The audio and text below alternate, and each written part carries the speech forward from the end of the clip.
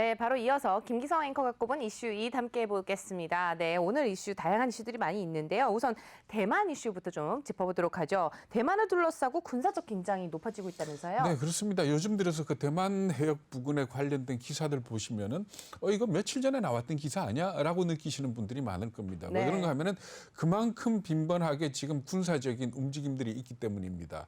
하루는 미국의 항공모함이 지나간다. 또 하루는 중국 항공기들, 전투기들이 대만의 방공식별 구역 안으로 들어갔다. 뭐 이런 기사들이 계속해서 나오고 있지 않습니까? 네. 여기다가 지난 11일이었죠. 미국 해군이 홈페이지에다가 사진을 한 장 올렸습니다. 그 내용이 뭔가 하면 구축함에서 그러니까 두 지휘관이 멀리 있는 랴오닝함 항공모함을 쳐다보고 있는 그런 사진입니다. 근데 뭐 멀리 있다라고 표현을 하지만 불과 한 수킬로 정도 떨어져 있는 한 2, 3킬로 정도 떨어져 있는 그걸 보고 있는데 함장은 발을 갖다가 쭉 뻗어서 난간에다 올려놓고 네. 아주 여유롭게 라우닝함이 지나가는 걸 보고 있는 그런 사진이었거든요. 근데 이게 해군 홈페이지에 올라온 겁니다. 이걸 두고 여러 가지 해석은 있습니다.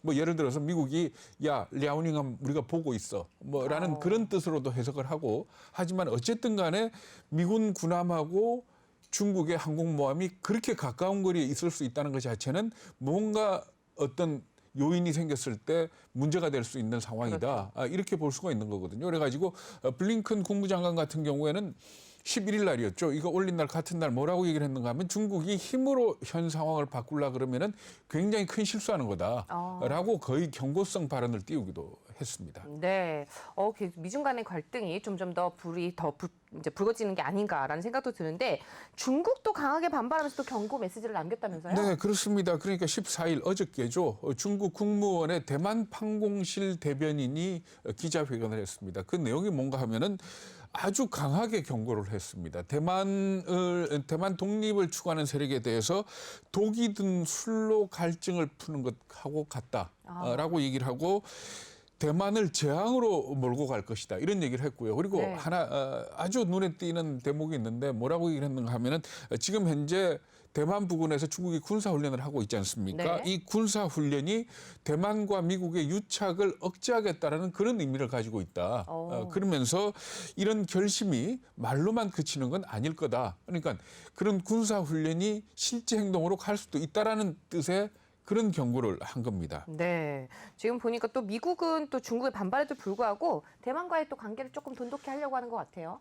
그 바이든 행정부 들어서고 난데 더 확실해지고 있죠. 그러니까 미 국무부가 미국 관리들하고 대만 관리들이 교류를 갖다가 장려하는 새로운 지침을 발표를 했습니다. 그래가지고 바이든 대통령의 그 비공식 대표단이죠. 전직 의원하고 고위 관료가 포함된 비공식 대표단이 대만을 방문을 해서 차이 잉원 총통을 만난다라는 네. 그런 기사가 나왔습니다. 그러니까 말하자면은 외교적으로 대만하고 더 가까워지는 그런 모습을 나타내고 있다. 이렇게 보시면 되는 거거든요. 그러니까 지금까지는 미국 관리들이 대만 관리를 안 만났었는데 네. 이 부분을 이제 완전히 없애버린 그런 상황이다. 이렇게 보시면 되는 겁니다. 네, 지금 보니까 외교적인 관계뿐만 아니라 과학기술 분야에서도 또 미국이 대만과의 관계를 좀 돈독히 하려고 하는 모습이 보이고 있는 것 같습니다. 실제로도 그런가요? 네, 그러니까 얼마 전에 우리가 이 시간에서 얘기를 했었죠. 그러니까 미 상무부가 중국의 슈퍼컴퓨터 업체 7군데를 갖다 블랙리스트에 올렸다라는 그런 기사가 있었지 않습니까? 네. 그런데 어제 대만의 TSMC가 그 업체 중에 하나인 파이티움에 대해서 파이티움이 주문하는 칩은 안 만들어주겠다. 이렇게 발표를 한 겁니다. 그러니까 그때도 말씀드렸습니다만 파이티움이라는 회사가 어떤 회사인가 하면은 CPU를 만드는 회사입니다. 그러니까 네. 개인용 컴퓨터의 CPU를 만들기도 하지만은 슈퍼컴퓨터에 들어가는 반도체 칩을 만들기도 하거든요. 근데 어디까지나 이게 팹리스 업체이기 때문에 설계를 해서 생산을 맡겨야 되는데 결과적으로 TSMC가 만들어주지 않으면은 결과적으로 칩을 만들 수 없다. 이렇게 보시면 되고요. 물론 이 슈퍼컴퓨터에 들어가는 칩이 그렇게 높은 기술은 아니라 그럽니다. 네. 7나노 정도가 적용이 되는 기술인데 그래서 이게 SMIC에서도 만들 수 있지 않겠느냐 이렇게 볼 수도 있을 텐데 SMIC는 지금 현재 화웨이 것도 안 만들어주고 있다 그러거든요. 그러니까 SMIC 자체의 기술력도 좀 문제가 있긴 하지만은 SMIC도 추가적으로 미국의 제재를 받을까 봐 두려워서 나서지 않을 거다. 이렇게 보고 있는 겁니다. 네, 지금 말씀하신 것처럼 슈퍼컴퓨터 분야에 있어서 중국의 위상이 어느 정도 될까요? 네, 슈퍼컴퓨터 그러면 사실 그 정의부터 얘기를 해야 되는데 네. 우리가 슈퍼컴퓨터 그러면은 뭔가 하면은 계산 빨리 하는 컴퓨터 네. 이렇게 보시면 되잖아요. 그래서 과거에는 뭐 계산 속도가 어느 정도면 슈퍼컴퓨터라는 얘기가 있었는데 지금은 슈퍼컴퓨터 그러면은 1등부터 500등까지만 슈퍼컴퓨터고 나머지는 슈퍼컴퓨터가 아니다. 아하. 이렇게 보시면 됩니다. 그래서 국제 슈퍼컴 학회가 1년에 2번 네. 그 1등에서부터 500등까지의 컴퓨터의 순위를 매겨서 발표를 합니다. 중국 같은 경우는 1983년에 처음으로 자체 슈퍼컴을 제작을 했는데 지금 몇 대의 슈퍼컴퓨터를 보유하고 있는가 하면 500대 중에서 214대를 보유하고 있습니다. 그러니까 굉장히 많이 보유하고 많네요. 있는 거죠. 네. 그러니까 미국 같은 경우에 113대니까 거의 미국의 2배다 이렇게 보시면 되는데 슈퍼컴의 순위를 매길 때 제일 중요한 게 연산 속도입니다. 네. 연산 속도를 갖다가 슈퍼컴 같은 경우는 메타플롭스라고 얘기를 하는데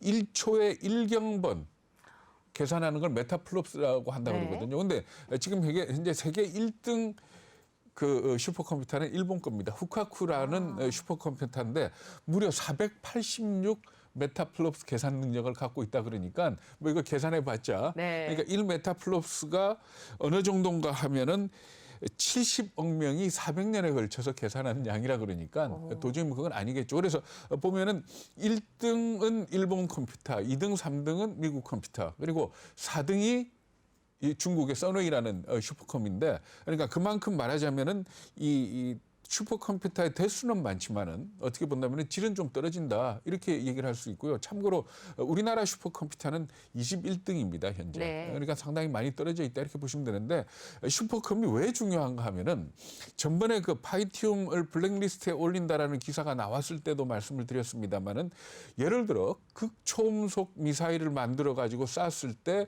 이게 어떻게 반응을 하는지 대기권을 뚫고 들어올 때 어떤 궤적을 그리는지 하는 거를 갖다가 직접 만들어서 해볼 수는 없는 거 아닙니까? 네. 이걸 컴퓨터로 계산을 해야 되는데 그런 아주 극한 상황인 경우에는 이 슈퍼컴이 아니면 계산을 해낼 수가 없는 겁니다. 네. 그러니까 꼭 무기 개발이라든지 바이오라든지 하는 부분에서는 슈퍼컴이 꼭 필요하기 때문에 국가 경쟁력하고도 직접 연관이 된다 이렇게 보시면 됩니다.